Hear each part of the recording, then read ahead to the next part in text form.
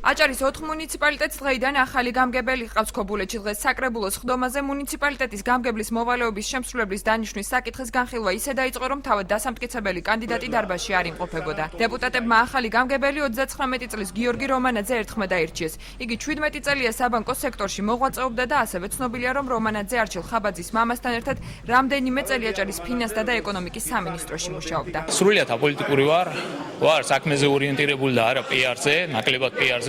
შეიძლება ჩემთვის აზიანო იყოს, მაგრამ მაინც ასე არის.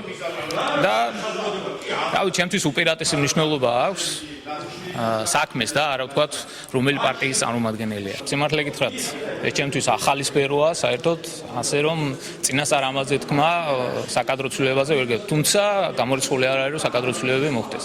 მე და ბატონი არჩილი მუშაობდით საბანკო სფეროში, აქედან დიდი ნაცნობობა გვაქვს.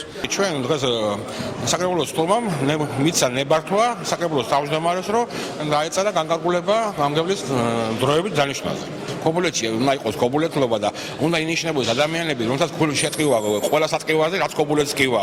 და ხა ჩემთვის მე დამახო მარტო გვარის ცნობა პიროვნებისა რომანაძეა და მისი გავლილი გზას იყო იმის საწინდარი, რომ მე ხმამი მეცა, რომ მე ხმამი ვეცი არა მარტო არა პარტიული ნიშნით, არა ხმამი ვეცი იმ ნიშნით, რომ იყოს რაღაცნაირად ქობულეთის წინსვლად ხელი არ შეეშალოს და მოხდეს განვითარება და წინსვლა. ქობულეთის ახალი გამგებლის არჩევა არასამთავრობო ორგანიზაცია ჩვენი ქობულეთის თავმჯდომარემ თამაზ გოგიბერიძემ გააპროტესტა და სხდომათა დარბაზი პროტესტის ნიშნად დატოვა. დღევანდელი საკრებულოს ხდომა იყო პრეცედენტი ყველაზე სამარცხვინო ქობულეთის ისტორიაში, როცა საკრებულოს თავმჯდომარე, რომელმაც ოფიციალურად განაცხადა საკრებულოს ხდომაზეო, მე მას არ ვიცნობ, არ იცნობს საკრებულო, არ იცნობს კოალიციის არც ერთი წევრი, არ იცნობს არც ერთი არასამთავრობო ორგანიზაციის თავმჯდომარე, ყოველგვარი წინაპირობის გარეშე, ყოველგვარი განცხადებების გარეშე აღმოჩნდა ერთი კანდიდატი, რომელიც საკრებულომ ერთხმად აირჩია.